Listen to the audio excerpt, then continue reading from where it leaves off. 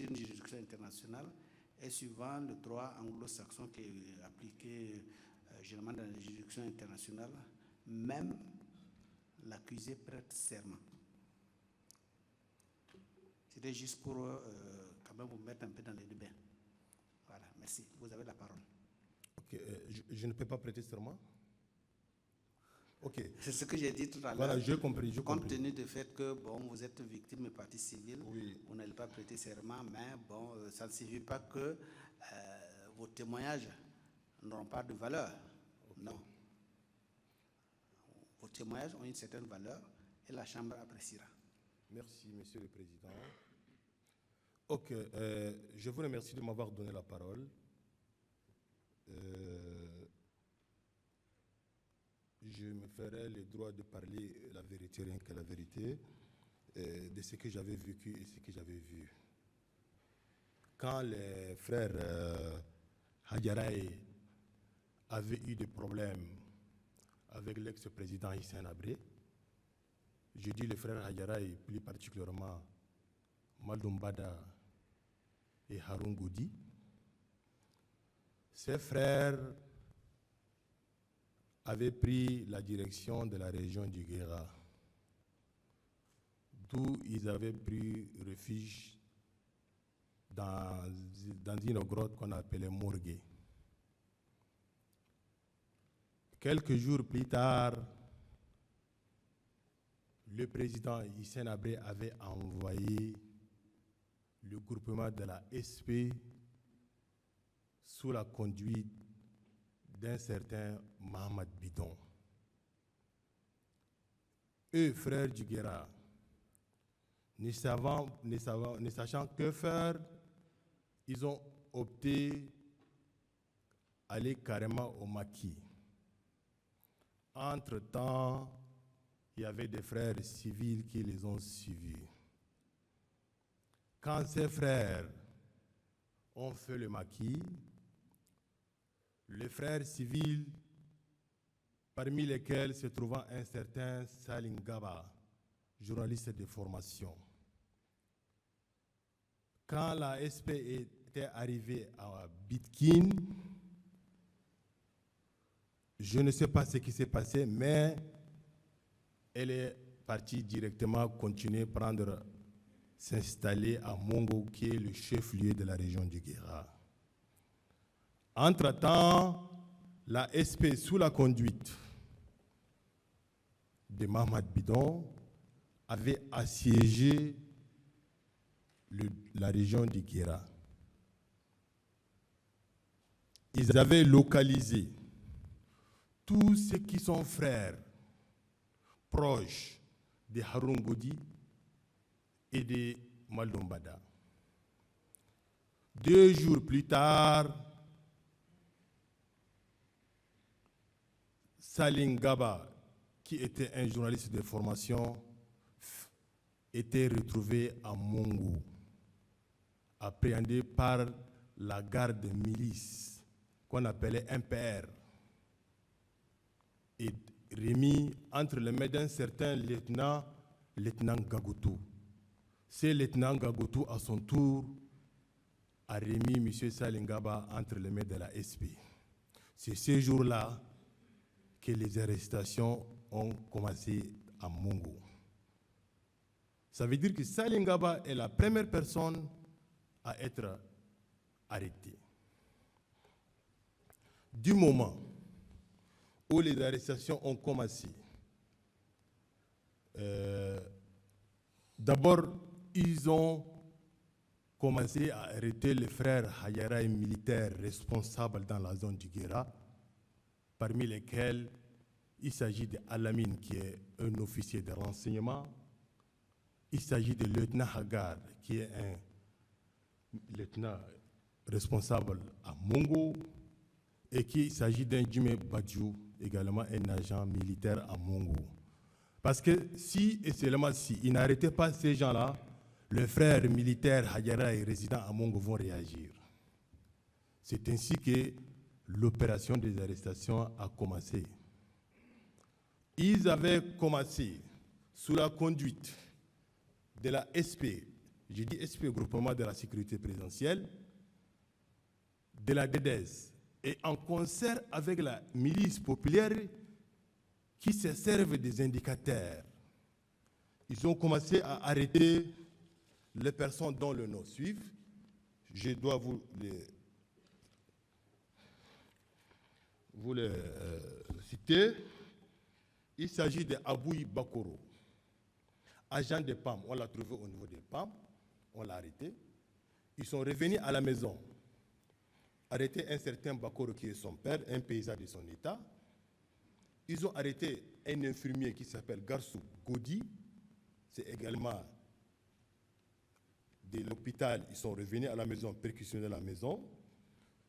Ils ont arrêté Nguime Bundi, enseignant de la salle de la classe. Ils l'ont pris. Ils avaient arrêté un certain Nankoussou, directeur d'une école, appelée École du Centre. Ils avaient arrêté un certain Gabouyoua, un élève. Ils avaient arrêté un certain Issa Gemersi, professeur de SVT. Ils avaient arrêté Papa Dodi, chef de race de Moukoulou. Ils avaient arrêté un certain Bomboyo Godi, qui est un chef d'internat. Ils avaient arrêté Adoumbana, qui est un surveillant au lycée de Mongo. Ces personnes ont été incarcérées, torturées d'une drôle manière. 3 jours plus tard, la SP les a exécutés au pied de la montagne à 10 km de Mongo. Sauf, et surtout, le même jour, un avion de marque Transal est venu de N'Djamena, dont à la bord un certain comme-chef qui s'appelle Hassan Djamous. Il avait pris M. Salingaba, l'amener à N'Djamena. Il devait amener 2 personnes. Pourquoi? Parce que un certain Code B qui avait une vente à domicile, qui servait de militaire à l'époque, les parents proches du président Hissène Habré. Cette personne allait être amenée à N'Djamena, mais du moment où le Comzone, qui s'appelle Hakouma Niamé, qui était à Mongo, Code B lui donnait de la boisson gratuite, il était alerté, précipitamment, il est parti à l'aéroport, bloquer l'avion, faire descendre M. Code B et laisser Salingaba transférer à N'Djamena. C'est ainsi que Saling et N'Djamena, Code B, ces mêmes jours, a été libéré. Ces mêmes jours. Quand le Comzon l'a pris, ces mêmes jours, il a été libéré, mais par contre, Salingaba, on l'a amené à N'Djamena. Pour les restes, ils étaient amenés au pied de la montagne et exécutés. Voilà, grosso modo, ce que, à présent, je me réserve le droit de parler, ce que je connais de ce qui s'est passé. Merci, Monsieur le Président. Bien. Déjà, est-ce que vous pouvez nous préciser quel rôle vous jouez pour pouvoir avoir connaissance de tous ces éléments-là? Merci, Monsieur le Président. Je suis un grand footballeur d'une équipe de la mission protestante. Ces personnes, à la plupart parmi eux, en dehors de Salingaba et de Code B, étaient tous des missionnaires. Et je suis quand bien même externe, mais je suis fréquemment à la mission protestante parce que je suis pris en partie par la mission protestante. Ceux qui étaient exécutés étaient tous des missionnaires. Donc je suis fréquemment à la mission protestante. Ce qui m'a donné la chance de voir ce qui s'est passé à la mission protestante. La mission protestante, appelée plus particulièrement Barbaza, c'est une localité, en quelque sorte une évêché, qui se trouvait à 2 km de Mongo, ce qui m'a valu connaître ce qui s'est passé, parce que tous ceux qui étaient arrêtés sont passés par la mission protestante.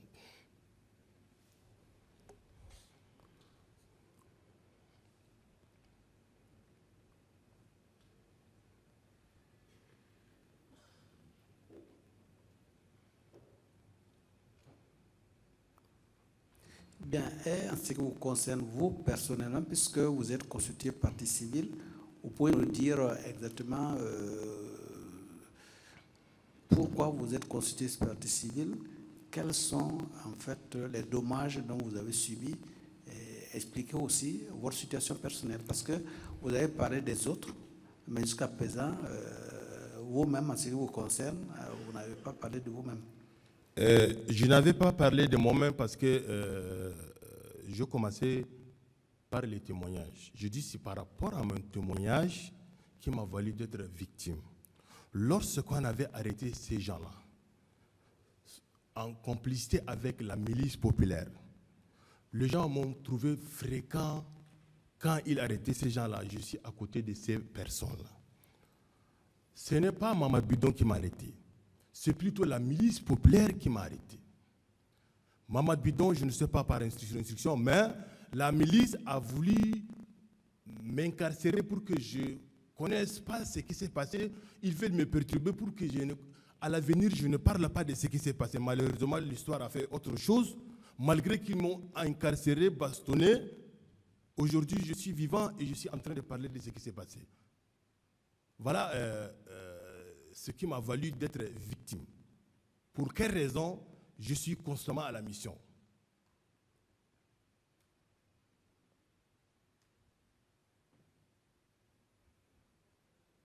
Certes, ils n'avaient pas l'intention de me tuer, mais ils avaient l'intention de me faire perdre les événements de ma tête.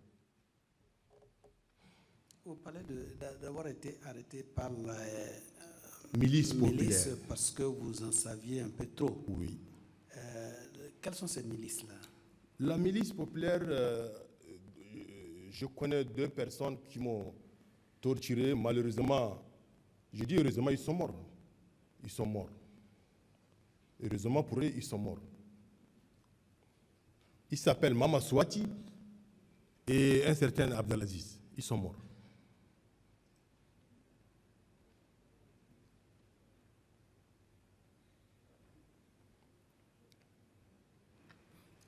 Et lorsque on vous a arrêté, où est-ce qu'on vous a détenu? La milice avait un siège.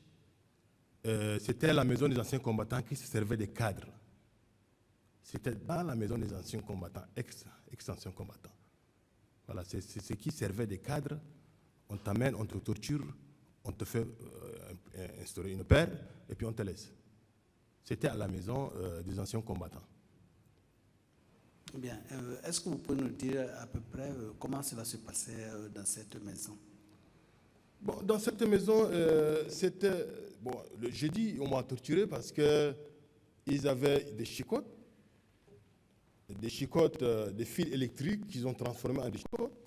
Et si vous me permettrez, je vais vous montrer le dos. Si vous me permettrez, je tourne le dos, vous allez voir.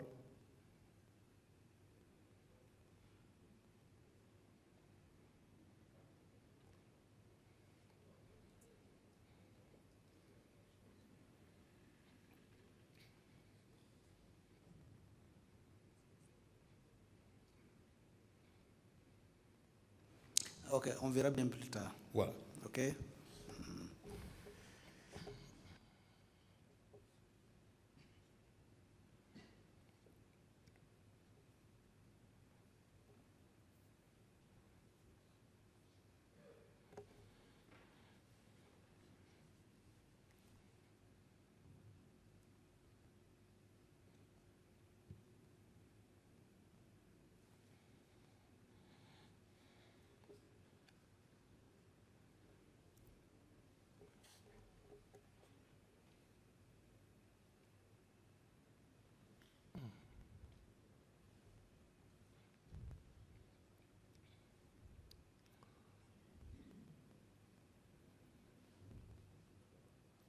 Bien, vous avez été détenu pendant combien de temps au niveau donc, de cette maison? 11 jours. 11 jours. J'avais 11 jours. Juste après leur exécution, on m'a arrêté. J'avais 11 jours. Ok. Bien, pour l'instant, la Chambre n'a plus de questions. On va laisser la parole à M. le procureur pour éventuellement poser ces questions. Monsieur le procureur. Président, Monsieur Ousmane, au moment des faits que vous relatez, vous avez quel âge? J'avais 19 ans. 19 ans.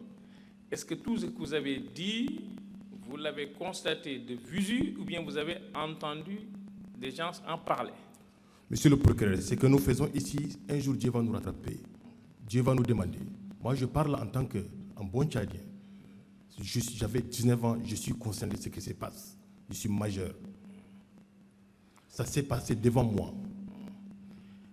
Il y a eu combien de sièges de la mission protestante par des éléments venus de N'Djamena? Sièges, ils sont passés par combien de fois? Il y a combien? 2 fois, 3 fois, 4 fois? Bon, ils avaient arrêté les gens le jour. Et la deuxième fois, c'était la nuit. La nuit, quand je n'avais pas fait mention... Bon, on va y aller doucement. Oui. Le premier assaut, racontez-nous ce que vous avez vu. Le premier jour, c'était le jour. C'était le jour. On avait procédé aux arrestations le jour. La deuxième fois... Non, on n'a pas encore terminé.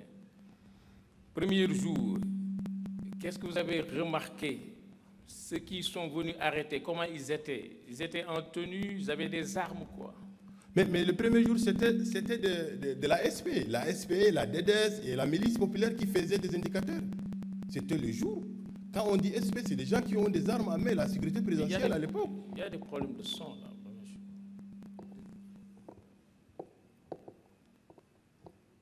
La technique pourrait peut-être voir cet aspect.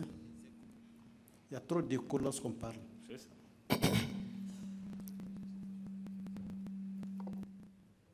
Premier jour, ceux qui étaient venus faire des arrestations, est-ce qu'ils étaient en tenue, est-ce qu'ils étaient armés? J'ai dit bien, le premier jour, ces personnes étaient en tenue, sous la conduite de Mamad Bidon, parmi lesquels se trouvant la DDS et les indicateurs qui sont là. Pardon, milice populaire. Qui est Mohamed Bidon? Est-ce que vous l'avez connu auparavant? Mamad Bidon, c'est le COMSP lui-même. Comment vous le connaissez, Mohamed Bidon? Mamad Bidon, je le connais, une personne de grande taille. Bien avant les faits? Ce même jour, un commandant d'une SP, d'une sécurité présidentielle, est connu de tout le monde. Moi, je n'ai pas vu le président ici après, mais je l'ai vu à la photo. Donc, il était si populaire, ce bidon-là? Lesquels? Mohamed Bidon. Mamad Bidon était un tortionnaire, il est connu de tout le monde. Vous étiez... Un tortionnaire, il est connu de tout le monde. Oui, d'accord.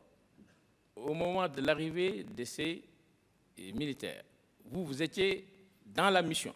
Je suis dans la mission. Il y avait du monde ce jour-là? Non, il n'y en avait pas eu de monde. Il n'y en avait pas eu de monde. Il y avait d'abord une psychose nette au niveau de Mongo. Et nous, on pensait que c'était des gendarmes qui sont venus prendre des gens. Raison pour laquelle un monsieur Dabara là n'a jamais été arrêté par une parenthèse, n'a jamais été arrêté par la SP. Vu ses frères pris par les militaires, il pensait que c'était une affaire quotidienne. Il est monté, il est parti pour définitif. Jusqu'à là, il n'est pas revenu. Donc, ils ont arrêté seulement les missionnaires? Ou bien il y a d'autres personnes arrêtées au niveau de la mission? À Mongo, ils ont arrêté que des missionnaires. Et ces missionnaires ne sont que des parents de Harungodi et de Maldumbada. Ils les ont amenés où? Lesquels? Les missionnaires arrêtés. Les missionnaires arrêtés ont été incarcérés, exécutés. Je le répète encore, exécutés. Incarcérés où? Incarcérés à la gendarmerie. Oui, ensuite? Vous les avez suivis jusqu'à la gendarmerie? Mais on pensait que c'était un problème de voisin au voisin. On a même été à la gendarmerie. Mais lorsqu'on était... D'abord, on a même tenté à me les ramener à manger. Mais imaginez lorsque j'étais allé pour les ramener à manger le premier jour. On le torturait de façon horrible. Et quand je vais vous expliquer, vous n'allez pas croire parce qu'on est arrivé même au stade, attraper le pénis de quelqu'un et mettre des tiges dans le pénis de quelqu'un. Ça, vous l'avez vu? Je dois vous expliquer pourquoi je dis ça. J'ai dit, attendez, vous avez vu? Je dois vous expliquer. Je n'ai pas vu, mais je dois vous expliquer. Non, attendez, vous avez vu ces choses-là au niveau de la gendarmerie? Je n'ai pas vu, mais j'ai écouté et je le confirme pourquoi il y avait 3 personnes parmi eux qui ont été arrêtées et relâchées. C'est ces 3 personnes-là, au retour, nous ont fait savoir que c'était horrible. Raison pour laquelle un parmi eux, ces incarcérés-là, avait demandé le mieux, il faut qu'on meure. Et c'était comme ça que le lendemain, on les a amenés, on les a exécutés. C'était horrible. Les 3 personnes qui étaient présentes, qui avaient vu l'événement et qui étaient arrêtés parce qu'ils ne faisaient pas partie des parents de Harun Godi et de Maldombada, il s'agit d'Abakar Achen, qui est le pasteur même de la mission. Il s'agit de Moussa Nadje, qui est un ancien de l'église. Il s'agit d'Assil Ibed, qui est un ancien de l'église. Ces 3 personnes-là étaient arrêtées la nuit, étaient présents quand on torturait ces gens-là. Et le lendemain, on les a libérés. D'accord. Ça, on vous l'a rapporté, n'est-ce pas? Oui. Bien. Et pour les exécutions? Pour les exécutions. Vous avez assisté à ces exécutions ou on vous a rapporté ces exécutions? Je ne peux pas assister, monsieur le procureur, à l'exécution, étant donné qu'un simple citoyen. C'est des gens qui étaient exécutés. Le lendemain, à 15 km, parmi eux, les exécutés, il y avait un certain garçon qui est un infirmier connu de tout le monde, et ça coïncidait avec le jour du marché. Les paysans qui sont de retour ont trouvé les 12 corps là, au pied de la montagne. Ils sont venus informer que nous avons vu M. Garsouk avec quelques groupes. Et ça confirmait qu'ils sont morts. Effectivement, nous sommes allés trouver les charniers lui-même. Où ça? Dans quelle localité? Dans la région, dans mon propre village. On appelle ça Madja, au pied de la montagne. Madja. Madja. Oui, je crois. Il y a eu des excavations par les experts au niveau de Madja. Bien. Maintenant, deuxième jour, qu'est-ce qui s'est passé? Le deuxième jour, de leur exécution, après leur exécution, une attaque de la mission, il y a eu une deuxième attaque. Comme vous avez dit, cette fois-ci de nuit. Mais c'était après 3 jours d'incarcération, on les a exécutés. C'est-à-dire on les a arrêtés le premier jour et le deuxième jour. Au troisième jour, on les a exécutés. Le premier jour, ils sont partis les arrêter le matin. Le deuxième jour, ils sont partis arrêter les pasteurs et l'autre là, et ses acolytes. Comme les pasteurs étaient avec eux, c'est comme ça que j'ai dit, on m'a rapporté ce qui s'est passé. Donc, le lendemain, on les a exécutés. Rien ne s'est passé au-delà après ça. Plutôt moi, après un jour, on m'a arrêté. L'histoire de Salengaba, vous en avez parlé. Qu'est-ce que vous en savez? Salengaba. Salengaba, je l'ai vu quand il était arrêté. Salengaba s'est déguisé en paysan. Il avait un chapeau paysan, une tenue paysanne, 2 chaussures différentes. Personne ne savait que c'était... Il a été arrêté où, ça? Au niveau de la mission toujours? Non, il n'était pas arrêté au niveau de la mission. Lui, il sillonnait les quartiers. Il était la première personne à tomber dans les filets de l'ASP. On l'a trouvé au quartier. C'est la milice populaire qui l'a trouvé au quartier. Il avait une hache à l'épaule. Personne ne savait que c'était Salim. C'est un de nos propres frères Hagara qui l'a décelé et il a tenu informé à lieutenant Gaboutou. Lieutenant Gaboutou, à son tour, a informé à l'autre, à Mamad Bidon. Salengaba, je ne sais pas qu'est-ce qu'on a fait de lui, mais je sais qu'un avion de marque Transal est venu le prendre et l'amener à N'Djamena. Il est mort, il n'est pas mort, j'en connais rien.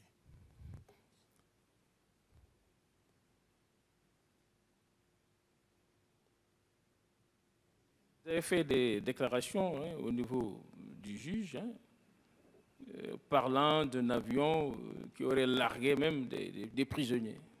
D'où vous tenez cette information? Je ne confirme pas. A été transporté à bord d'un avion. Salengaba a été transporté à bord d'un avion amené à N'Djamena. Selon les informations, il est mort de suite de la Beriberi. D'accord. Bien. Youssou, tu as des questions? Je vous remercie, Monsieur le procureur général. Quelques questions aux témoins. Vous parlez de l'incident de la mission protestante de Mongo.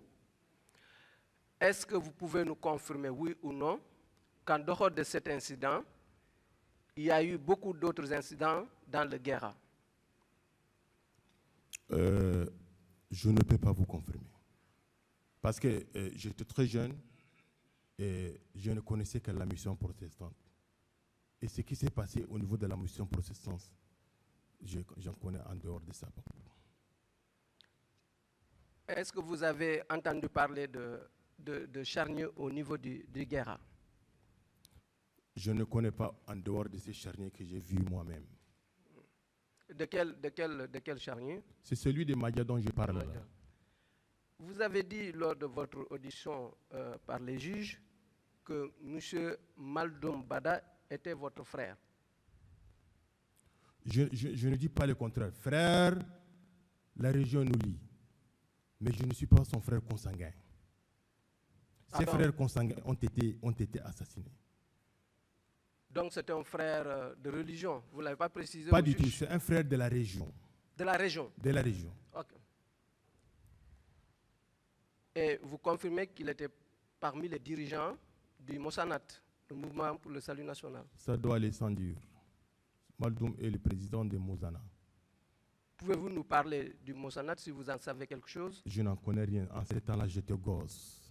Pourquoi vous dites alors qu'il est le chef du Mosanat? L'histoire le dit. Quelle histoire? L'histoire du pays le dit que Maldoum est le président de Mosana. Haroun Gourdi, qui était-il dans le Mosanat? J'en connais rien. Je connais que c'est un compagnon, c'est un homme de kaki, c'est un frère proche de Maldoum. Ils sont sortis ensemble. Maldoum est revenu, lui n'est plus revenu. Donc Maldoum était votre frère de la même région, oui. De région, comme vous le dites? Oui. Est-ce qu'il y a eu, vous parlez de la SP qui était venue dans le Mongo, est-ce qu'il y a eu une attaque de ses proches? Est-ce que ses proches ont été arrêtés? Qu'est-ce que vous en savez? Mais les personnes que je viens de citer, Sihou, la majeure partie, c'est la famille de Maldoum. À Mongo, exclusivement, on a arrêté que les frères de Maldoum et que les frères de Haroun Gourdi. Parce que je vous dis, à Mongo, nous sommes 6 cantons. Au Guéra, on est 21 cantons. Moi, je suis le canton de Fièvre. Je suis d'Adjo de Mongo Centre. Les Maldoum sont de Bitkin. Ceux qui étaient arrêtés et qui étaient missionnaires, c'était les proches parents de Haroun Gourdi et de Maldoum Bada. Aucun de ma famille n'a été arrêté.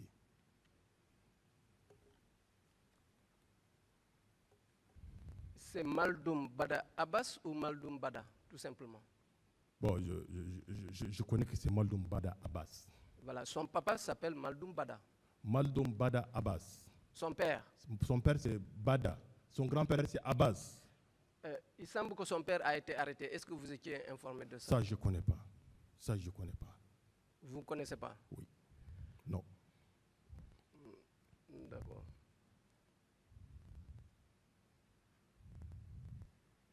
Pour la mission protestante, vous parlez que des fidèles ont été arrêtés? Oui. Torturés? Oui. Vous avez entendu leurs cris ou quoi? Mais quand je vous dis, le premier jour, quand on avait arrêté exclusivement les parents de Haroun Gourdi et de Maldoum Bada Abbas, le lendemain, on avait arrêté un pasteur qui n'est pas de l'ennemi de Maldoum. On avait arrêté deux personnes avec lui. Ce sont ces gens-là qui étaient ensemble. Et le lendemain, on les a exécutés. Dans la prison, là, de façon qu'on les a torturés. Selon, vous m'avez demandé, je l'ai écouté par l'entremise de ces pasteurs. C'est le pasteur qui vous a informé? C'est le pasteur. Je vous remercie. C'est à moi de vous remercier. Voilà. Monsieur Oudman, oui. Parlant de l'exécution des victimes, vous avez évoqué le nom de Daoud Kinefou. Oui. Daoud Kinefou. Qui était Daoud Kinefou? Bon, Daoud Kinefour fut le fidèle de Hissène Habré. Daoud Kinefour, entre-temps, était le préfet du Guéra quand on procédait aux arrestations.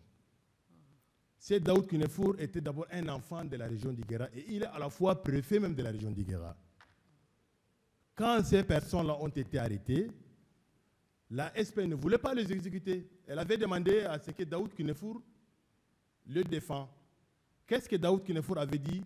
Que c'est un ordre donné, exécutez-le. Comment avez-vous su cela? Comment j'ai eu cela? Parce que le chauffeur de Mohamed Bidon s'appelle Hassan, qui, après avoir fait leur forfait, arrivé à Mongo, comme quand le calme est revenu, ils nous racontaient ça. Et effectivement, le jour où on exécutait ces gens-là, Daoud était présent. Vous avez parlé d'un éventuel ordre venant du chef de l'État. C'est lui qui vous a dit ça? L'ordre d'exécuter. L'ordre a été donné. Quand un agent fait quelque chose, ne serait-ce qu'un l'ordre ne vient que du haut. L'ordre ne vient que du haut. Nous n'avons pas vu Sénabré, mais nous avons vu ces éléments venir faire de n'importe quoi. Pourquoi vous dites que l'ordre ne peut venir que du haut? Monsieur le Président, en ces temps-là, quand même nous étions petits, mais c'était plutôt un calvaire. Tout se passe inaperçu. S'il y a eu des cas de ce genre, ça veut dire qu'il y a un ordre qui est donné du sommet. En fait, pour vous, c'est tellement évident. Expliquez-nous comment vous avez su cela. Qu'est-ce qui vous fait dire cela? Quels sont les détails qui vous font dire cela? Non, le détail, je ne peux pas vous donner les détails. J'en connais rien des détails, mais je sais que le Tchad est une nation. La nation est dirigée par un chef. Et tout ce qui se passe sous sa bannière, ça n'interpelle que le chef. Monsieur Oudman, ça c'est tellement évident pour vous. Nous n'avons pas vécu ces faits. C'est pourquoi nous vous posons des questions dans les détails. Nous voulons que vous nous donniez des détails précis. Je ne peux pas vous donner des détails. Mon âge ne m'a pas permis de connaître. Je ne suis pas politique. Je ne peux pas vous donner des détails, Monsieur le Président. J'en connais rien. Je sais que des éléments sont venus attraper des gens, exécuter des gens. C'est le chauffeur qui a dit que l'ordre était venu de... Ça, c'est Daoud Kinefour. C'est Daoud Kinefour, le préfet, qui a dit que c'est un ordre donné, exécutez-le. Donné par qui? 3 points de suspension. Très bien, je vous remercie. C'est à moi de vous remercier. Merci, monsieur Ahmad. Oui. Malik Ousmane. Oui. Je voudrais vous poser quelques questions par rapport à la répression des Adjaraï. Vous confirmez que vous êtes détenu à Adjaraï. Effectivement. Est-ce que vous pouvez nous dire exactement la période, la durée de la répression des Adjaraï? Sur quelle période cette répression s'est étendue? Je dis, je ne peux en aucun cas vous déterminer l'intervalle ouvert ou fermé. Mais je sais qu'en 1987, je sais que ces événements ont vu le jour. Mais je ne pouvais pas, en cet temps-là, mon âge ne me permet pas de connaître ça a commencé où et ça finit où. Non, ça je ne peux pas vous dire. Je peux pas. En dehors de l'événement dont vous parlez, de l'exécution dont vous parlez, Oui. avez-vous connaissance d'autres événements au cours desquels des Adjaraï ont été exécutés ou arrêtés dans votre localité? Je crois chaque époque dédie son sceau dans l'humanité. Si hier, il y avait cet événement, soyons focalisés et localisés sur cet événement. Je ne suis pas un écrivain, je ne suis pas quoi que ce soit, pour faire l'historique de ce qui s'est passé au Guéra. Je me réserve les droits. Vous avez dit tantôt que vous avez été arrêté. Effectivement. Vous avez été détenu pendant 11 jours. 11 jours. Lors de votre libération, Oui. qui vous a libéré? Lors de ma libération, c'est comme ils m'ont tapé, ils m'ont laissé, il faut que je parte, c'est tout. Et je suis parti. Je suis parti. Est-ce qu'ils vous ont remis un papier lors de votre libération? Ceux qui font ça, monsieur, s'il vous plaît, est-ce que c'est des gens qui sont des gens de bonne foi, connaissant les lois? Pourtant, je suis un simple élève. On me bat, on m'appréhende, on me torture. Ces personnes-là, vous pensez qu'ils vont me donner un papier? Je ne pense pas. Ils ne m'ont rien donné. Ils m'ont bastonné. Leur objectif, c'est de faire savoir pour que j'oublie tout ce qui se passe. Malheureusement, la vie a tourné comme la roue de la voiture. Aujourd'hui, je me retrouve face à vous. Lors de votre détention, vous avez bien dit et répété que vous étiez détenu au niveau de la brigade de gendarmerie. Pas du tout, pas moi. Moi, je suis détenu au niveau de la maison des anciens combattants, qui servait de local pour la milice populaire. Est-ce qu'au cours de cette détention, vous avez été entendu par un gendarme, un policier ou bien un... Même pas. On m'a mis dedans. Quand ma famille m'amène à manger, ils me donnent. C'est-à-dire qu'ils n'ont pas l'intention de me tuer. Ils n'ont pas l'intention de me faire au-delà du mal. Mais ils ont l'intention de me faire peur, de me faire taire. Donc, vous confirmez que vous n'avez jamais été présenté devant un tribunal, Pas du tout. Pas du tout. une Quel brigade tribunal? ou un commissariat? Pas du tout. D'accord. Est-ce que vous connaissez le M. Alamine, dont vous avez fait état dans votre position? M. Alamine, qu'est-ce qu'il était? Alamine, c'est le militaire responsable à Mongo qui est il est OR, officier de renseignement. C'est cette personne-là qu'on avait arrêté, exécuté avec les militaires au premier jour. Alamine, il a été exécuté ou bien il a été détenu? Non, il a été détenu et exécuté. Incarcéré et exécuté. D'accord. Plus de questions, M. le Président. Bien, Monsieur le Président, nous en avons terminé. Ok, merci. Maintenant, vous allez répondre aux questions éventuelles des représentants des partis civils. Si il y a des questions à poser aux témoins.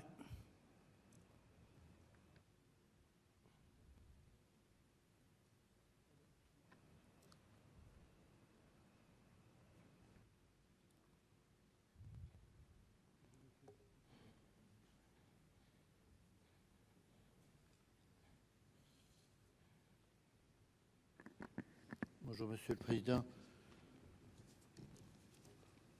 Je dois d'abord faire œuvre de modestie parce que je m'y perds un peu dans les noms et j'aurais voulu, pour votre cours, faire préciser certaines choses aux témoins dont je précise que, et ce n'est pas du tout une marque de valeur, nous ne sommes pas les conseils, donc je ne le connais pas. Ce n'est pas mon client, ce n'est pas notre client. Mais je voudrais tout de même poser quelques questions à propos d'abord des noms. Première chose, m'excuse de la prononciation des noms, mais Bidon, ça va. Bidon et Saker, c'est la même chose. Est-ce que ce monsieur Bidon avait un autre nom? Parce qu'on découvre parfois qu'il s'appelait Saker, si je me souviens bien.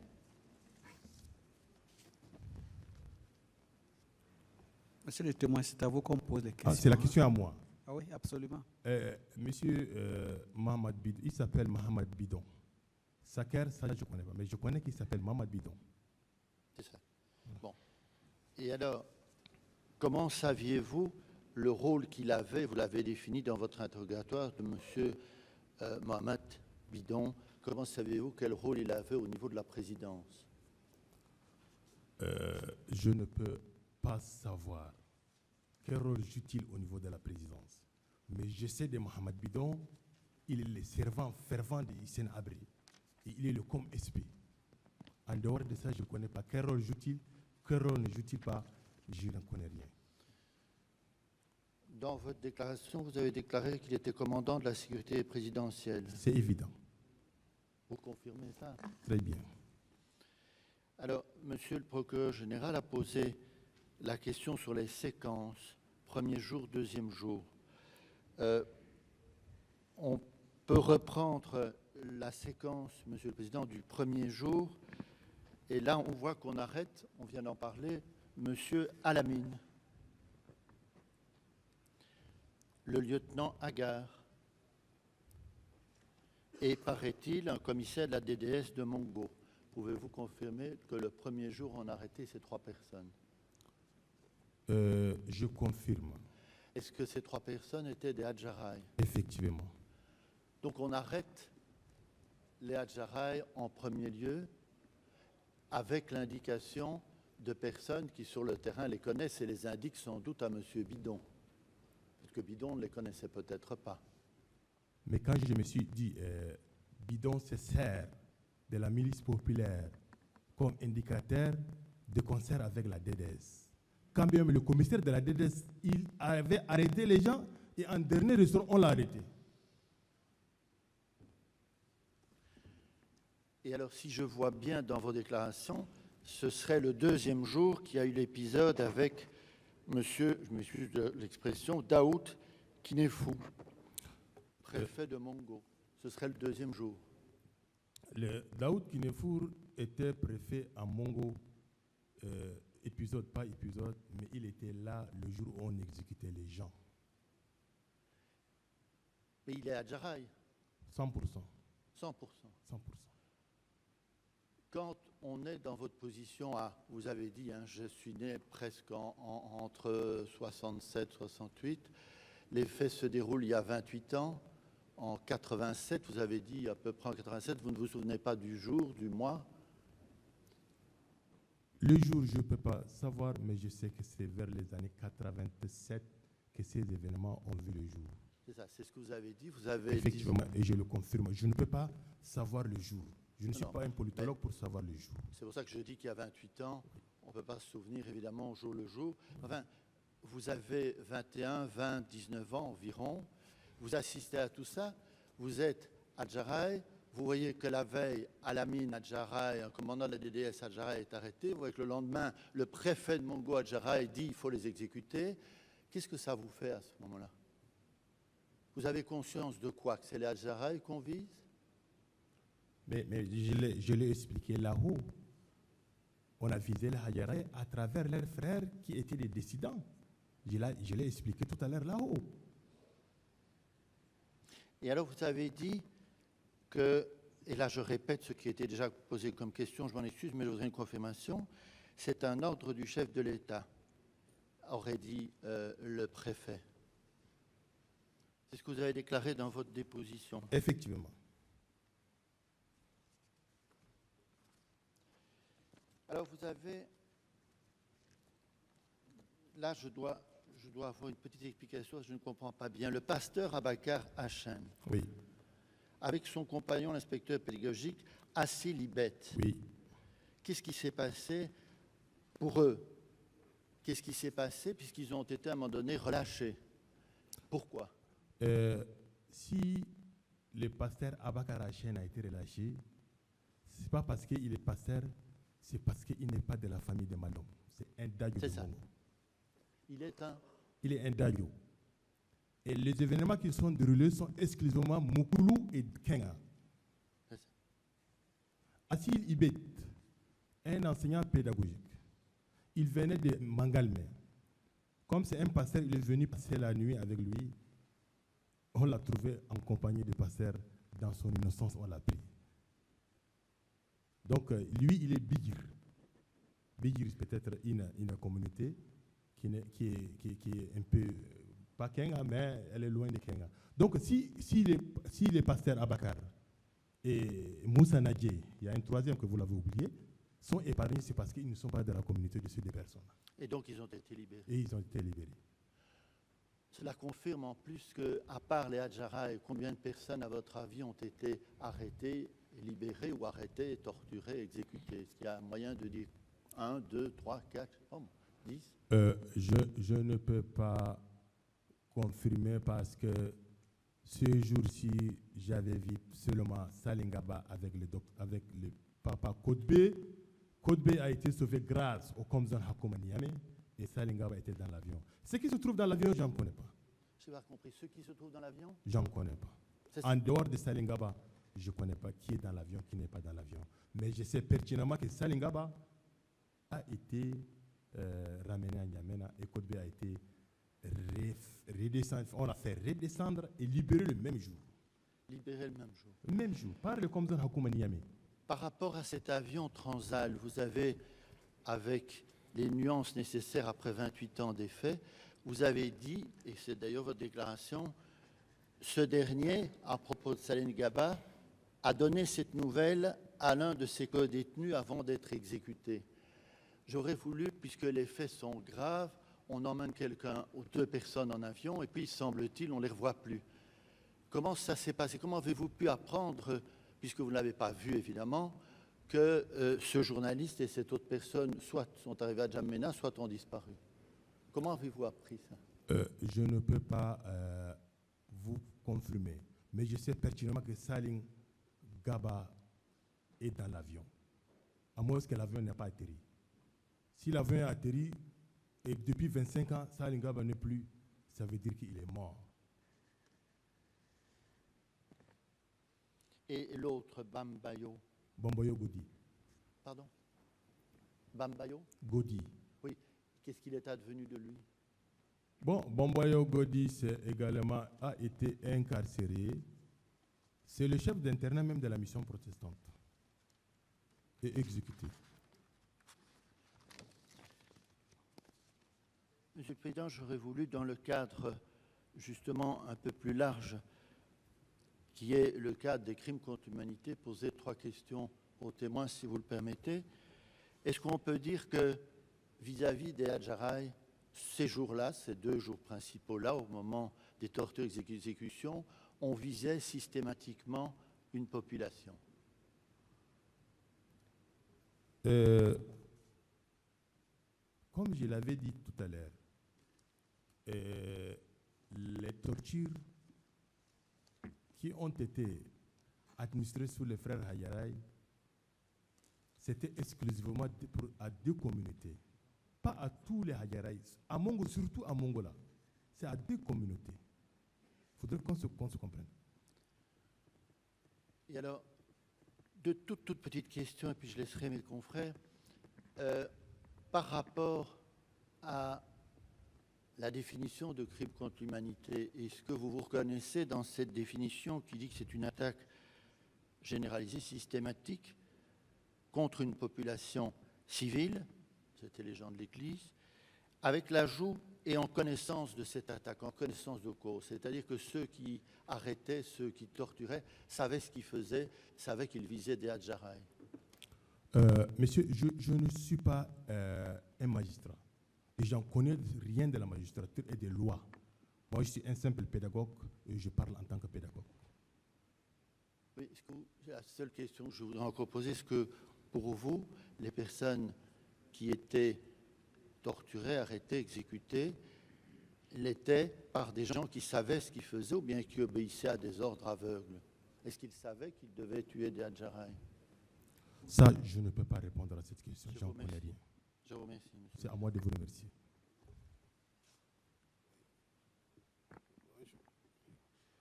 Bonjour, monsieur Oudman. Bonjour, monsieur. Est-ce que avez-vous personnellement vu l'avion? Effectivement, j'ai vu l'avion de marque Transal. De marque Transal. Oui. Avez-vous assisté à la scène quand on embarquait Salengaba et Momboyo? Est-ce que vous avez assisté à la scène ou est-ce que ça vous a été rapporté? Je vis effectivement les Transal atterrir à Mongo, prendre un certain Salingaba, journaliste de formation. Raison pour laquelle j'avais expliqué Bamboyo, je n'ai pas vu, mais j'ai vu Salingaba amené en N'Djamena. Ce jour-là, il devait être à 2 avec M. Kodbe Namboyon. Mais Kodbe a été sauvé tout à l'heure, je venais d'expliquer, par un certain Hakoumani Amelu Komzon en cette époque. Comment saviez-vous que Hassan Diamous était à bord de l'avion? Un comme-chef est connu de tout le monde. Il n'est pas jamais inaperçu. C'est un comme-chef. Je veux dire, il est descendu, il est descendu carrément. Comment saviez-vous? Je voudrais vous expliquer. Il était arrivé. Il avait même une panthère, une petite panthère avec lui. Ce qui m'a impressionné, c'est la panthère. Quand j'avais posé la panthère, là, c'est le comme-chef, Hassan Diamous. La panthère, il avait une panthère, une petite panthère. J'attendais que vous me posiez cette question. Et pour confirmer, et pour à titre de témoignage, la panthère était avec lui. Il avait une petite panthère. Comme un chien policier. Donc, Hassan Diamous avait l'habitude. S'il vous plaît, je voudrais rappeler aux témoins qu'il n'a pas besoin d'attendre qu'on lui pose des questions précises sur sa déposition avant de s'exprimer. Si il a des faits bien précis qu'il voudrait donner à la Chambre, c'est à lui qu'il appartient de s'exprimer. Parce que quand il dit que je voulais qu'on me pose la question pour effectivement préciser l'existence de la panthère, non. Si vous avez des réponses précises, des témoignages bien précis qui vous viennent en tête, donnez-le de manière spontanée. Vous n'avez pas besoin d'attendre qu'on vous pose telle ou telle question. OK. Voilà.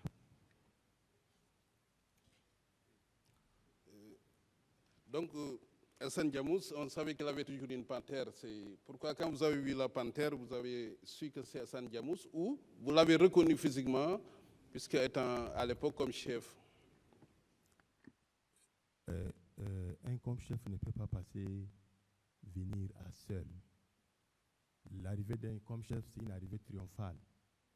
Comme vous l'avez confirmé tout à l'heure, il était venu avec quelques de ses gardes du corps, avec son chien policier qui est la panthère. On est en droit de demander qui est arrivé. Et ils nous ont fait savoir qu'effectivement, c'est le comme-chef qui s'appelle Hassan Diamous. D'accord. Pour les 12 personnes exécutées donc, au pied de la montagne, vous avez dit tout à l'heure que c'est un paysan qui est venu donner l'information. Mais vous, est-ce que personnellement, vous êtes allé constater, vous avez vu les corps de ces 12 personnes? Je pense que Madia, c'est mon village natal. Et quand les 12 personnes ont été exécutées, le lendemain, c'était le jour du marché. Les paysans, connaissant beaucoup parmi eux, d'ailleurs, la SP avait obligé à ces paysans-là de procéder à leur enterrement à 6 heures du matin. Donc, je ne suis pas allé moi-même constater, mais les personnes citées font partie de ce que je venais sont intégralement ceux que j'ai cités. Pour les tortures, vous avez dit également que ce sont des personnes libérées qui ont décrit la manière dont elles ont été torturées. Tout à fait. Est-ce qu'elles ont donné des détails? Quelle forme de torture? Et vous-même, vous déclarez avoir des stigmates sur votre dos. Quel genre de torture avez-vous subi? De manière que, depuis lors, ça doit faire 25 ans, 30 ans, que ces stigmates, c'est ce qu'elles puissent perdurer, puissent demeurer sur votre corps. Est-ce que vous pouvez décrire à la Cour d'abord les tortures qui ont été décrites par les personnes libérées, mais vous-même, qu'est-ce qui a pu faire en sorte que ces stigmates restent encore sur votre corps? S'agissant de personnes incarcérées et torturées, je l'avais dit si haut, le pasteur avec Ibet, que vous avez venu de dire, était présent parmi eux. Ils avaient également subi le même sort. Et ils avaient témoigné. C'est le pasteur qui nous a fait savoir que c'était très horrible. Et avec le temps, il nous a expliqué que c'était ainsi. Pour mon sort, je ne suis non loin de vous. Si vous estimez le voir, je dois vous donner le dos. Si vous n'estimez pas le voir, ça vous engage. Je vous demande simplement quel type de torture. Comment on vous a torturé? Nous savons les méthodes qui étaient utilisées à l'époque. Il y a abatachar, il y a les baguettes. Non, pour mon sort, c'était une chicotte faite en fil électrique. Si vous me permettez, je dois vous le faire savoir. C'était en fil électrique.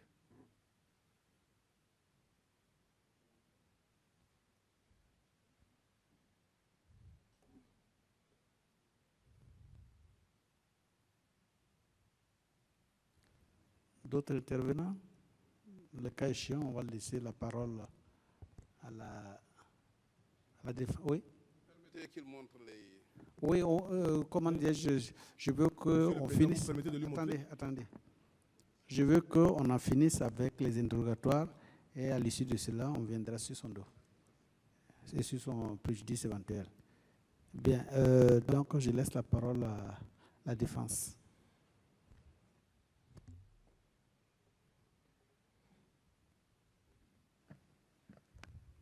Merci, Monsieur le Président. J'avoue que je n'ai pas beaucoup de questions. Ce sera juste quelques précisions que je vais demander aux témoins et en même temps victimes, comme il se définit lui-même. Monsieur Othman, oui. Vous avez dit que Monsieur Godbey a été libéré sur intervention du Comzone. Oui. Alors, 2 questions sur ce point. Monsieur Godbey, il était de quelle ethnie? Monsieur Godbey est un Kenga proche à Harungoudi. Proche de Harungouni. Oui. Harungouni et... Harungoudi. Ngoudi. Oui. Lui-même, il est de quelle ethnie? Harun Goyode est un Kenga. Kengan lui aussi. Oui, Très bien. Alors, vous dites qu'il a été libéré. oui. Par qui? Par un certain Hakuma Niame, un Komzon. C'était un Komzon Un Komzon. à Koumani. Hakuma Niame. Ça veut dire que ceux qui procédaient aux arrestations avaient aussi la latitude de libérer. Tout de même. Ils pouvaient libérer, très bien. Alors, monsieur le procureur général, en vous posant des questions, vous a donné lecture de dispositions que contenait votre déposition sur procès verbal et vous a demandé si vous confirmiez ces dépositions et vous avez dit que vous ne les confirmez pas.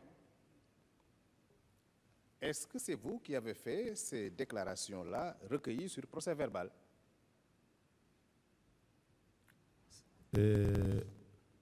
Laquelle des déclarations que vous avez demandées?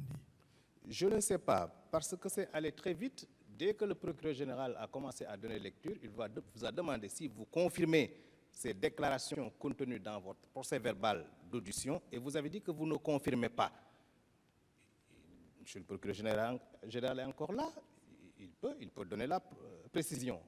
Mais toujours est-il que la question vous a été posée de savoir si vous confirmez ces déclarations contenues dans votre procès verbal d'audition. Et vous avez dit que vous ne confirmez pas. Alors la question, est-ce vous qui avez fait ces déclarations-là? Et pourquoi vous ne les confirmez pas à la barre? Je crois qu'il ne faut pas qu'on amalgame les choses. Moi, je parle en tant que témoin. Et je ne peux confirmer que ce que j'ai vu. Ce que je n'ai pas vu, je ne peux pas le dire. Je ne peux pas surcharger quelqu'un. Ce que je le fais, je serai un jour responsable devant quiconque que ce soit. Il ne faut pas qu'il y ait amalgame. Ce que je connais, je le confirme. Ce que je ne connais pas, je ne peux pas le confirmer. En fait, pour des précisions, monsieur le procureur général était en train de vous demander si des personnes étaient larguées à bord du Transvaal. C'était ça. Et vous avez dit... Ah, vous n'avez pas entendu, voilà. En fait, j'étais en train de lui préciser que le procureur général lui rappelait une déclaration qu'il avait faite selon laquelle des personnes étaient larguées à bord du Transvaal. Est-ce qu'il confirmait cette déclaration? Il dit qu'il ne la confirme pas. Cette déclaration, est-ce que c'est lui qui l'avait faite devant les enquêteurs? Si oui, pourquoi il ne la confirme pas aujourd'hui? Monsieur le Président, je ne peux, et je le répète et en refrain, pas répondre sur une question dont je ne connais pas. Quand vous étiez entendu sur procès verbal, étiez-vous libre? Est-ce que spontanément vous faisiez ces déclarations ou alors on vous obligeait à les tenir au point que vous ne puissiez pas aujourd'hui les confirmer? Parce qu'une déclaration que vous avez faite spontanément devant un enquêteur, si vous vous retrouvez devant une juridiction de jugement, on vous rappelle la déclaration, vous devez pouvoir la confirmer. Je dis non. Vous ne confirmez pas. Je dis non. Alors, dans quelles conditions alors votre audition s'est déroulée pour que vous ne puissiez pas aujourd'hui confirmer ce que vous aviez préalablement déclaré? Je dis non, je ne peux pas confirmer. Je sais que vous ne pouvez pas confirmer. Voilà. Maintenant, je vous pose la question sur les conditions dans lesquelles vous avez été interrogé. Parce que si au moment des faits, vous aviez 20 ans, vous estimiez que vous étiez jeune, moi je considère qu'à 20 ans, on a peut-être déjà le bac, on peut savoir ce qu'on voit et ce qu'on entend. Certes, mais bon, on vous a entendu. Vous avez fait des déclarations. Et aujourd'hui, vous réfutez ces déclarations. Maintenant, je ne vous pose plus de questions sur ce que vous avez vu, ce que vous avez entendu, ce que vous savez, ce que vous ne savez pas. Je vous pose des questions sur les conditions dans lesquelles vous avez été entendu sur procès verbal. J'étais entendu. J'avais parlé. Je ne pouvais en aucun cas confirmer ce que je ne connaissais pas. Il ne faut pas que ça revienne. Vous n'avez pas compris ma question alors? Pourquoi je suis du français que vous parlez? Vous voulez que je confirme par comment tel monsieur a été ici? Juste le témoin. Mais je Juste le dis bien, témoin. je ne peux en aucun cas savoir par comment il a été traité. À ce le que je témoin. sache, Nous avons compris qu'effectivement, vous ne pouvez pas confirmer si oui ou non la personne a été larguée. Mais ce que l'avocat cherche à comprendre maintenant, est-ce qu'au moment de la déposition de votre témoignage, à la date de, je crois, de 2013, vous voyez, le 12 décembre 2013, est-ce que vous étiez libre? Très Est-ce libre. que c'est de manière consciente que vous avez fait votre déposition, votre déclaration devant le juge? En fait, c'est ce que je voudrais savoir. non, j'ai compris ce qu'il veut dire. Merci, Monsieur le Président. C'est bien ça. J'étais très libre, très lucide. Mais s'il y a un point que je ne confirme pas, ça veut dire que je ne sais rien de ça. Il faut qu'on soit clair. Alors, si vous ne savez rien de cela, pourquoi avez-vous fait les déclarations? Puisque vous n'en savez rien. Je ne pense pas. Ah, c'est vous qui dites que vous n'en savez rien. Moi, je ne le dis pas. Je ne confirme pas, je dis bien. Bon, très bien, je passe, Monsieur le Président. Oui. Au moment où les Salengaba étaient arrêtés, il y a peut-être certains cadres Adjaraï qui étaient encore en activité dans cette région de Mongo, n'est-ce pas? Est-ce que parmi ceux-ci, il y avait encore des décideurs, notamment des gens qui ont aidé à indexer certains autres Adjaraï et qui ont donné ordre de leur arrestation? Ça, j'en connais pas. L'événement s'est déroulé, l'événement s'est arrêté. Et c'est tout. Oui, mais il faut que vous nous aidiez. Nous n'étions pas là, sur place à Mongo. Nous n'étions même pas dans le territoire tchadien. Par contre, vous y étiez. Hein? Mais je ne Vous peux pas. avez- je ne peux laissez-moi pas- terminer. Voilà, allez-y. Je ne peux pas improviser ce que je connais Oui, pas. laissez-moi terminer. Allez-y. Monsieur, je ne fais que poser des questions. Je ne fais que vous répondre. C'est pour la également. recherche de la vérité, Oui, la manifestation de la vérité. tout à fait. Attendez les questions et répondez. Si Allez-y. vous ne pouvez pas répondre, dites que vous ne pouvez pas répondre. C'est très simple. Je Il n'y a suis à pas de votre polémique disposition. possible. Merci. Vous étiez sur place avant l'intervention de ces SP qui sont venus procéder à certaines arrestations. Dans l'administration de cette région de Mbongo, certainement, il y avait des décideurs Adjaraï. Vous confirmez ou vous ne confirmez pas?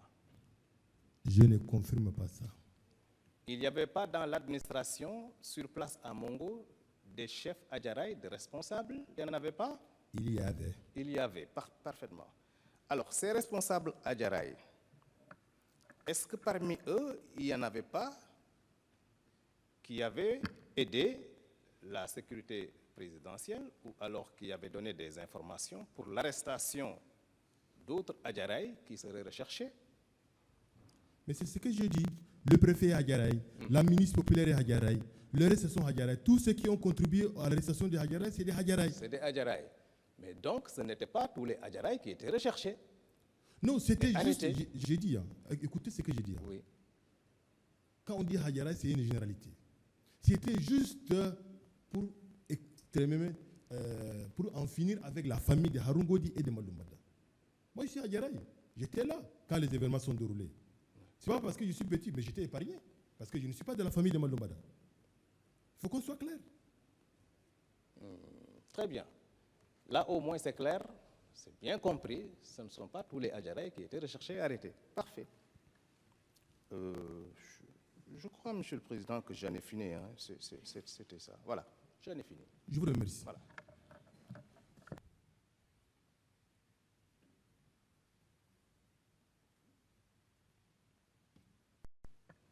Je vous remercie, Monsieur le Président, Messieurs de la Cour.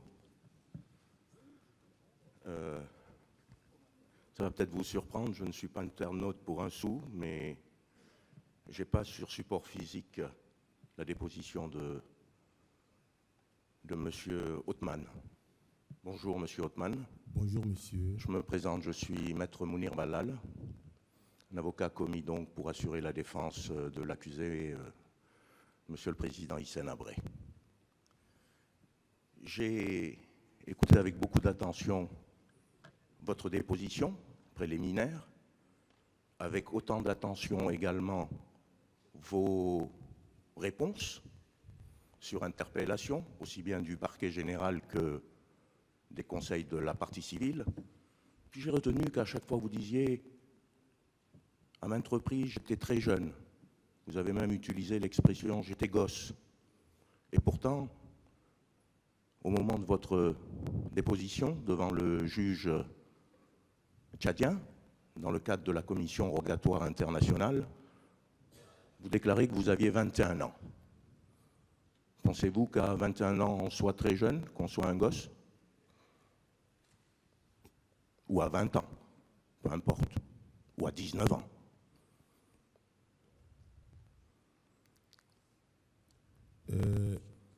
On est un gosse à 21 ans ou à 20 ans? On est majeur. On est majeur. Quand on est à 18, 19, on est majeur. Donc à 20 ans, on est censé comprendre beaucoup de choses. Pas politique. Oui, pas politique. J'ai retenu que vous n'étiez pas politologue, Voilà. parce que vous dites justement, et je vais rebondir sur la question, Oui. parce que vous dites justement, je ne retiens pas les dates parce que je ne suis pas politologue. Oui. Donc vous pensez que c'est le privilège, c'est l'apanage des politologues de retenir les dates? Une personne normale qui n'est pas politologue ne peut pas retenir de dates? Les dates, mais les dates, pas les dates politiques, les dates historiques. Politique et historique. D'accord. Merci pour la précision. Préliminaire,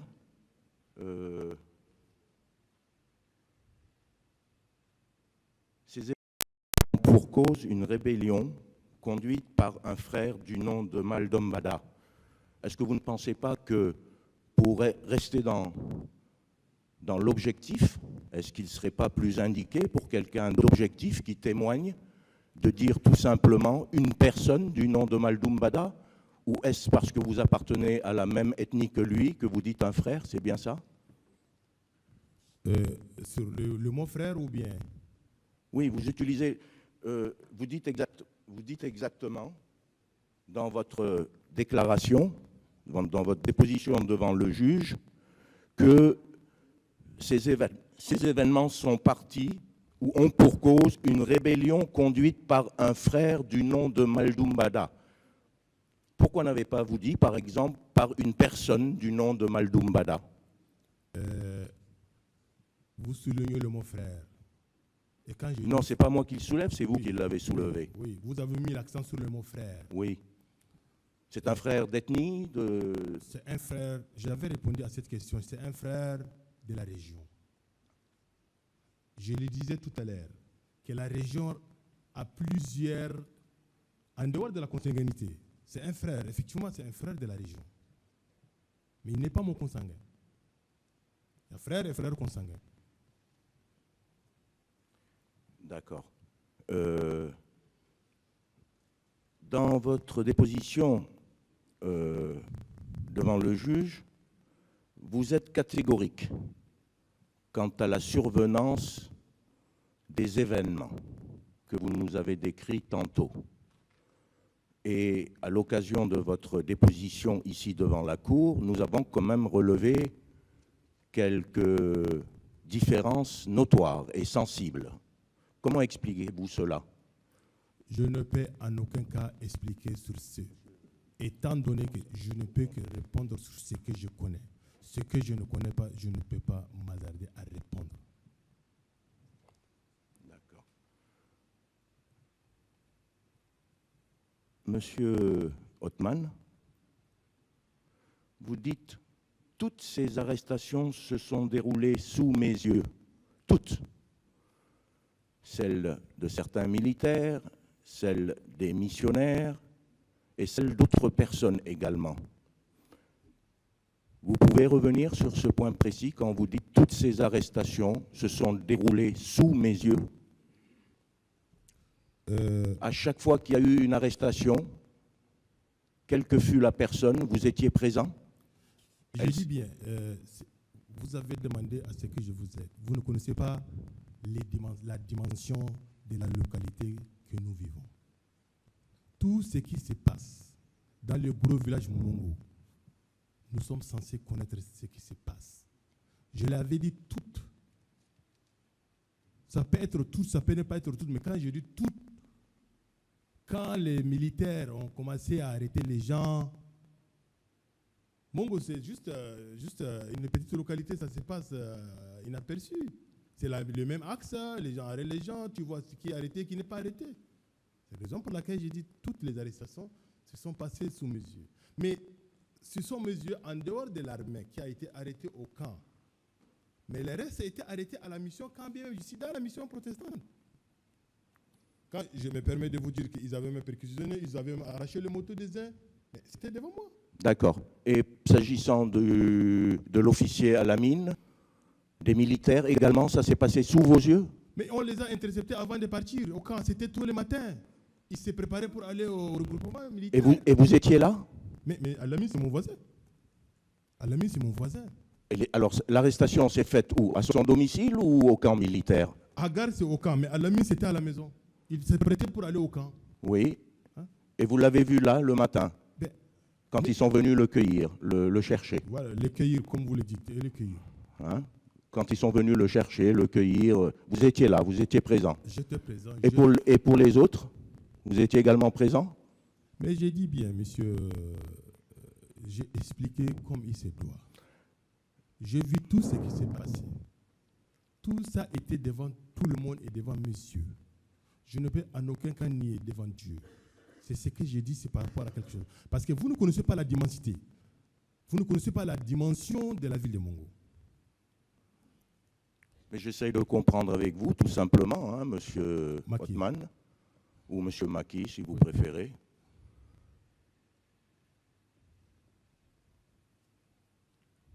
Je reviens à ces personnes qui ont été exécutées au pied du mont Guéra. On va appeler ça le mont Guéra, ou vous l'avez appelé autrement tout à l'heure? On a deux monts. Il y a le mont Guéra et Maja.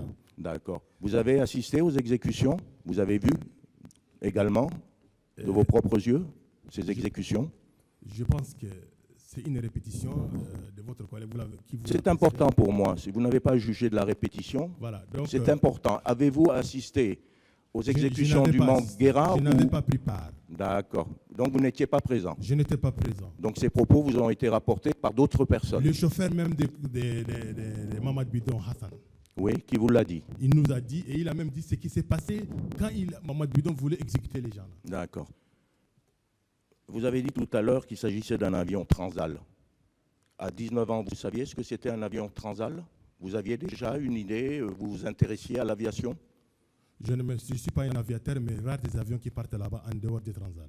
Non, on peut ne pas être aviateur et s'intéresser aux avions, vous le savez. On peut même être aveugle et on connaît par comment l'atterrissage d'un avion Transal. Ça fait du bruit et ça veut dire que c'est Transal. Ça, c'est vous qui le dites, ça n'engage que vous. Voilà. Et autrement dit, est-ce que vous pensez également qu'un aviateur aveugle peut également faire atterrir un avion? Je ne dis pas aviateur. Un citoyen peut écouter si un avion atterrit, si c'est Transal ou c'est pas Transal. Nous avons des avions qui partent vers chez nous là-bas, sauf les Transal, c'est des avions militaires. D'accord. Très bien.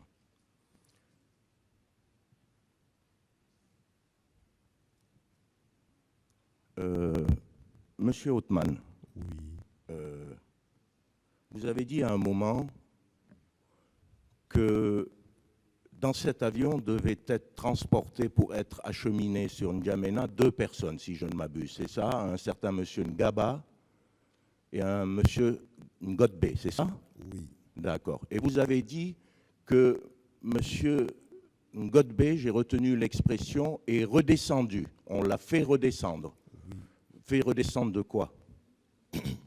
Je disais, Ngodbe, on l'a fait redescendre. Pourquoi? Non, je vous demande, vous avez dit, alors la question est très simple, on l'a fait redescendre de quoi? De l'avion? On l'a fait redescendre de l'avion, il était même dans l'avion, on l'a fait redescendre de l'avion. Il était dans l'avion déjà? D'accord, il devait être acheminé au même titre que Ngaba? D'accord, vous étiez là, vous avez assisté? J'étais là. Vous étiez là? Oui. Dans l'aéroport, près de l'avion? À l'aéroport. L'aéroport, notre aéroport, c'est à l'état naturel là-bas. Oui. Oui. Donc Tu tout le restes monde... loin, tu vois la personne qui monte, qui ne monte pas. Et les militaires vous laissaient accéder comme ça à proximité des pistes, des avions, c'était libre quoi. Je veux dire, il n'y avait pas, Oui. il n'y avait pas d'interdiction. Il n'y avait pas l'interdiction. D'accord, ok. Il n'y avait pas d'interdiction. Et Ngodbe, on l'a fait redescendre pourquoi, à votre avis? L'histoire de Côte B, c'est une histoire extra-politique. Extra-politique. Comment je l'ai dit? Parce que Côte B avait une alimentation, une vente à domicile chez lui. D'où le Komzon est fréquemment chez lui. Le Komzon? Le Komzon à Komaniami. Oui. Il est fréquemment chez lui. Pour des raisons de solidarité, il a fait descendre. D'accord. Donc c'est sur ordre express, à votre avis, hein? Je suis toujours sur ordre express et exclusif du Komzon que Ngodbe a été relâché. Oui. Et par comment il a été relâché? C'est pas par extraordinaire un ordre qui venait d'une autorité supérieure? Je ne pense pas. D'accord, je Parce vous que remercie. ces jours-là... Je vous remercie. Oui, c'est à moi de vous remercier. Je remercie la Cour. C'est à moi de vous remercier. Merci, Monsieur Othman. Merci. Bien, il y a des collègues juges qui souhaiteraient vous poser des questions.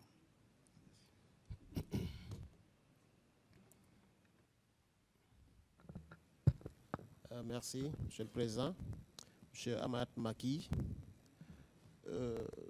j'ai sous les yeux votre déclaration devant le juge d'instruction. Vous disiez dans cette déclaration que les personnes qui ont été arrêtées au nombre de 12 ont été exécutées et que nuitamment, Mahmoud Bidon est venu dire aux villageois de procéder immédiatement à l'enterrement de ces personnes avant que le soleil ne se lève, ce qui fut fait. Et tout à l'heure, dans votre déclaration à la barre du tribunal, je vous ai entendu dire que c'est des paysans qui sont venus au marché hebdomadaire, qui venaient au marché hebdomadaire, qui ont découvert les corps, et vous avez même précisé le nombre, qui vous ont signalé l'existence du charnier et que certaines personnes sont allées voir le charnier avant certainement qu'on ne procède à l'enterrement. Donc, il me semble que les deux versions, je ne vois pas leur correspondance dans mon esprit. Je voulais que vous reveniez un peu sur cela. Merci. Je le disais, quand j'avais dit par comment j'avais su que ces gens-là étaient exécutés, une question a été posée ici. Je leur ai fait savoir que ces gens étaient exécutés nuitamment et le jour, quand c'était le jour du marché, quand les gens venaient pour le marché, il y a un certain un monsieur qui avait trouvé le corps. En fait, vous avez bien dit dans votre je déclaration devant le juge d'instruction, vous avez bien dit, et c'est sous mes yeux, Mahmoud Bidon est venu nuitamment dire aux villageois de Madja de procéder immédiatement à l'enterrement des personnes exécutées avant que le soleil ne se lève. Ce qui fut fait. Donc, si juste après l'exécution, on a procédé à leur enterrement, comment se fait-il que des paysans qui sont venus le lendemain au marché hebdomadaire puissent voir les corps et rapporter l'événement? Monsieur le Président, je dis bien. Effectivement, quand ils étaient exécutés, Mahmoud Bidon avait appelé les paysans pour les enterrer. Et les enterrer une douzaine de personnes, il va falloir un grand temps. C'était tard le matin presque. Et quand on vient au marché de 15 km, on quitte tous les matins. Et effectivement, quand le monsieur était de passage, il avait trouvé le corps et avait trouvé les gens en train d'enterrer les gens. Voilà, donc il faut comprendre dans ce sens.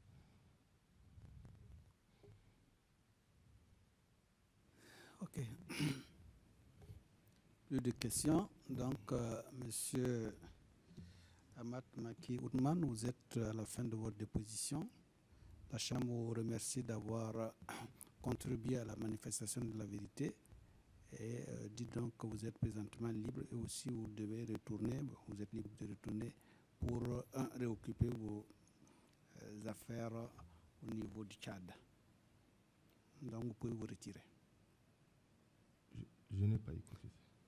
Ah oui, il y a effectivement, vous deviez, comment dire, au titre des dommages que vous avez subis, vous allez peut-être vous tourner vers le tribunal afin de lui montrer ce que vous avez subi comme torture. Ok, et je dois le faire tout de suite ou bien? Oui, tout de suite. À votre niveau là-bas? Oui, vous pouvez passer ici pour qu'on puisse bien voir. Ouais. Vous tournez. Ouais. Non, il y a votre chemise qui cache. Voilà. Ok. D'accord.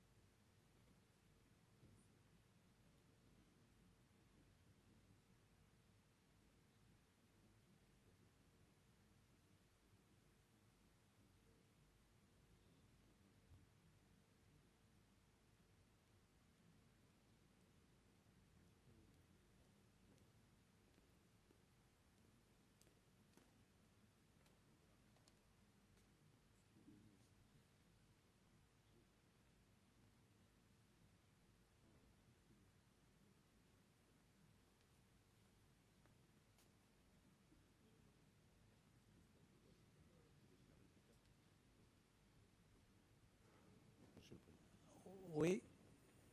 Est-ce qu'on peut demander si ce ne sont pas des scarifications traditionnelles? C'est des scarifications traditionnelles. Je peux répondre? Oui, vous pouvez répondre éventuellement. Je crois, c'est vrai. Les Arabes disent ce qui n'est pas sur toi, c'est sur la montagne. Moi, je ne peux en aucun cas mentir devant quiconque. Et si les gens pensent que c'est des scarifications, ça n'engage que eux. Moi, j'ai ma foi et je le dis ça à un bon croyant. Qu'ils le pensent, ça n'engage que eux. C'est eux qui m'ont fait faire des scarifications. Monsieur le témoin, ici, on n'attaque pas personnellement qui que ce soit. Vous avez tenu à montrer, j'allais dire, ce dont vous avez été victime, les dommages corporels. On a regardé et lui, en tant qu'avocat désigné pour défendre la cause de M. Hissène Habré, a ce devoir de faire ses observations à la Chambre. C'est vrai que vous pouvez répondre, mais je vous en prie, pas d'attaque personnelle. Ok, merci. Ok? Voilà. Donc, je pense que la cause a été entendue. Je remercie la Cour, Monsieur le Président. Oui. Vous pouvez vous retirer. Je vous remercie.